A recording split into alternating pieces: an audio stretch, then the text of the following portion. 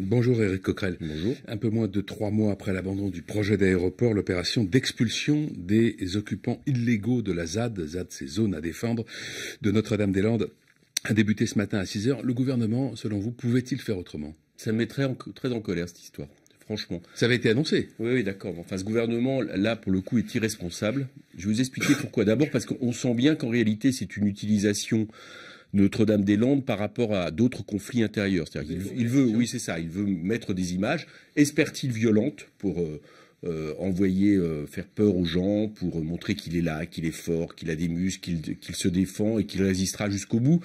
Avant le conflit, cette semaine, le conflit des Cheminots va être évidemment encore à la une de l'actualité. Donc déjà, c'est une utilisation, je vais dire, politicienne d'une situation à Notre-Dame-des-Landes. Deuxièmement, c'est irresponsable. Pourquoi? Quelle était l'urgence? Quelle était l'urgence? Le projet est abandonné.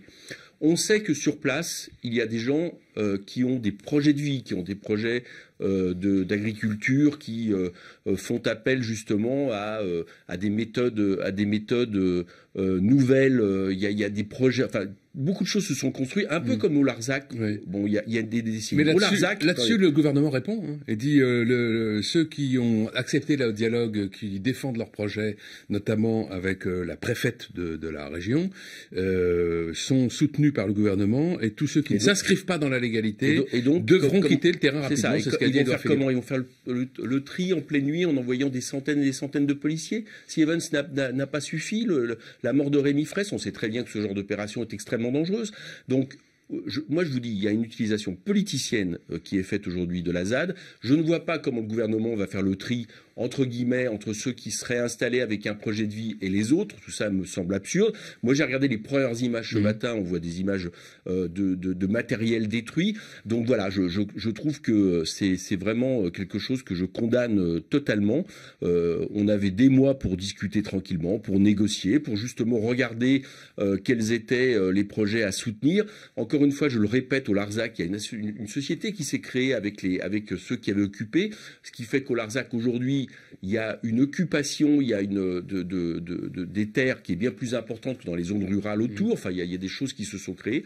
Et là, on envoie des centaines et milliers de forces de police pour une opération qui, je vous dis, est surtout à usage interne et politicien. Alors, vous l'avez évoqué, le conflit à la SNCF entre dans sa deuxième semaine. De quoi va dépendre, selon vous, le succès ou l'échec de ce mouvement?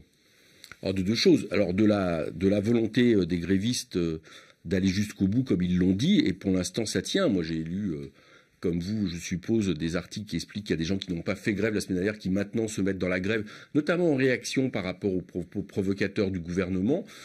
Et puis, d'autre part, eh bien, sur le soutien que nous allons, quand je dis nous, c'est tous ceux qui soutiennent cette lutte, politiques, citoyens, associatifs, que nous allons mettre en place pour expliquer que les cheminots ne font pas seulement grève pour leur statut, ils font grève pour l'intérêt général, pour défendre l'idée d'un service public de la SNCF. Voilà un petit peu la patience des usagers, elle est importante, elle est déterminante. Oui, mais vous savez, les usagers, moi, il y a un désagrément, faut pas le cacher. Moi-même, je suis usager, hein, je prends le RER et autres, donc on voit bien ce que c'est. Mais premièrement, d'abord, il faut se dire une chose. Vous savez, les usagers, je prends l'Île-de-France par exemple, sont habitués à des moyens de transport absolument catastrophiques depuis des années, qui se détériorent du fait du non-investissement suffisant de l'État. Donc la situation dans les trains, dans les services, sur les services publics de transport, c'est pas nouveau que le matin c'est la galère et souvent des conditions qui sont pas normales. Et pourquoi y a-t-il ça? Parce que depuis une trentaine d'années, en réalité, on prépare l'ouverture à la concurrence. Pas d'investissement suffisant de l'État. Le fait d'avoir privilégié les lignes à grande vitesse par rapport au train du quotidien. Le fait justement, comme on l'a fait avec le fret ferroviaire, on a préparé l'ouverture à la concurrence, on a ouvert à la concurrence, du coup, il y a quasiment plus de fret ferroviaire. Donc, je pense que les gens sont pas dupes et savent qu'en réalité, c'est un peu comme la médecine de Molière.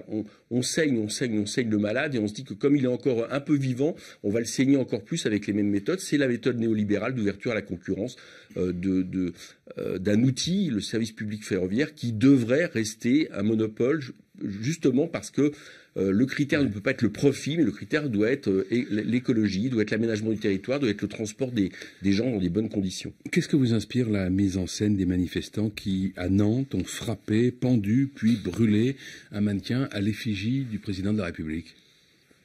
Écoutez, je l'ai découvert avec vous tout à l'heure, on va être honnête, hein, je l'avais pas regardé, je l'avais pas vu. Il y a dans toutes les manifestations, à certains moments, il y a des gens qui sont mis en effigie comme ça, symboliquement. On peut juger que c'est de bon ou de mauvais goût.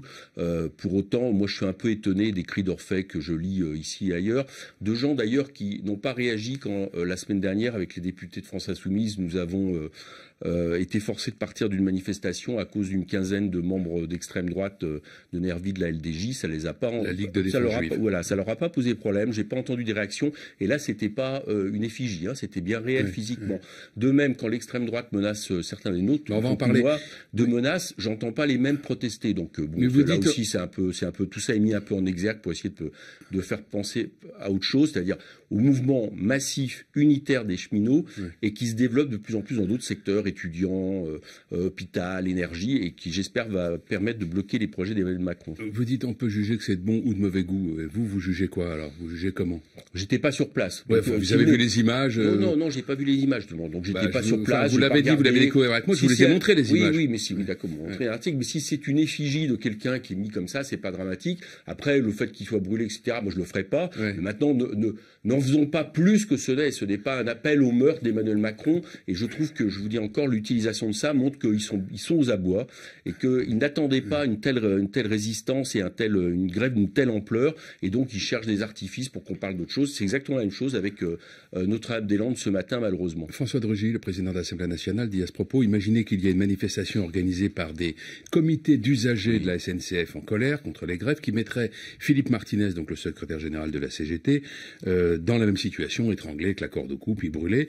L'ensemble des forces de gauche demanderaient immédiatement et unanimement une condamnation. Est-ce que ça remarque n'est pas pertinente? Attendez, devenant de l'extrême droite, c'est pas des effigies, hein, d'accord? Ils attaquent l'université de Tolbiac vendredi. Ils ont attaqué Montpellier il y a quelques temps. À côté, là. Non, je vous réponds à côté parce que François de Rugy, il était à 3 mètres de moi il y a une semaine, d'accord, en tant que président de l'Assemblée, avec qui on a fait un appel au commun à manifester pour Mirecknot. Il était exactement à 3 mètres de moi. Il n'a pas bronché quand on était entouré par des émotions à géométrie variable. Voilà, c'est ça. Donc je serais lui, je la mettrais un pédale douce sur cette question. Je trouve que c'est arrêtons d'utiliser, d'exploiter une affaire.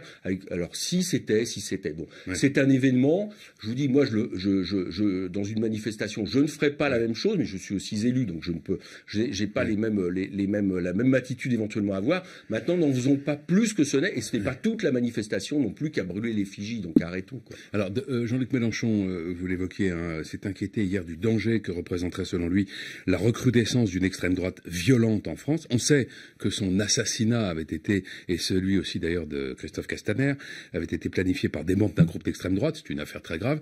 Mais au-delà de cette affaire, est-ce qu'aujourd'hui la France Insoumise a des informations précises sur une montée de groupuscules d'extrême droite violents? Vous la voyez comme moi.